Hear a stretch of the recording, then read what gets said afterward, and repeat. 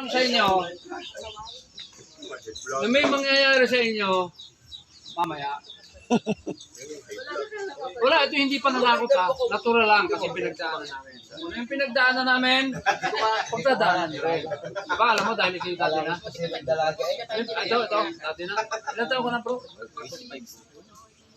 25 din na rin. Ikaw sir? 21. Ikaw sir? 19. Sir Flying eh, pwede na kang 19. 19? 19? Pwede na. Oh, sabi eh.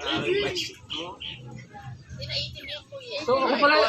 So ngayon Utoy, 19 ka pa lang, dapat talaga kung ano yung ituturo at sasabihin sa inyo ng inyong magiging founding o ako o kaming lahat ng mga officer pa muna sa new board, talagang kayo muna ay makikinig sa amin, lalo na ikaw kasi ikaw ay kung tutuusin at dadating tayo doon sa maturity, dapat ikaw ay after ng 21 years ka pa.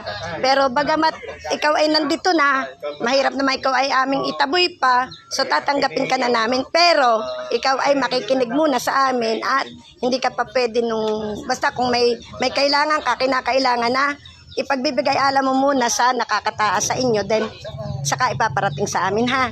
Makikinig muna. Ano? Okay. May gayon silang lahat.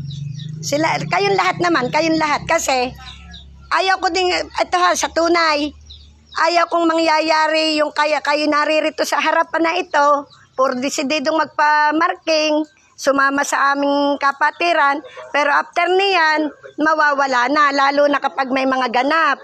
Kinakailangan, kayo ay magpapakitang gilas din sa amin, na talagang kayo ay bukal sa kalooban ninyo, na kayo ay sasapi sa aming kapatiran. Kasi dito, wala tayong sweldo. Dito tayo ay lahat ay voluntaryo. Huwag niyo sasabihin na, kaya hindi kayo makakaganap dahil kayo ay may trabaho. Ako, may tripping. Mamaya, sasaglit ako doon. Pero pagkasaglit ko doon, pupunta ako dito. Kapag gusto, may paraan. Kapag ayaw, talagang maraming dahilan. Yun ha. Sige, sir. Okay, sige. Salamat sis. So yun, pakanigin nyo ha. Ito talaga, pagpasok nyo dito, kailangan po talaga look nyo. Huwag lang buo sa labas, pati sa loob. Kasi nga, mamaya, marami pa tayong gagawin. Marami pa kayong mararanasan. Hirap.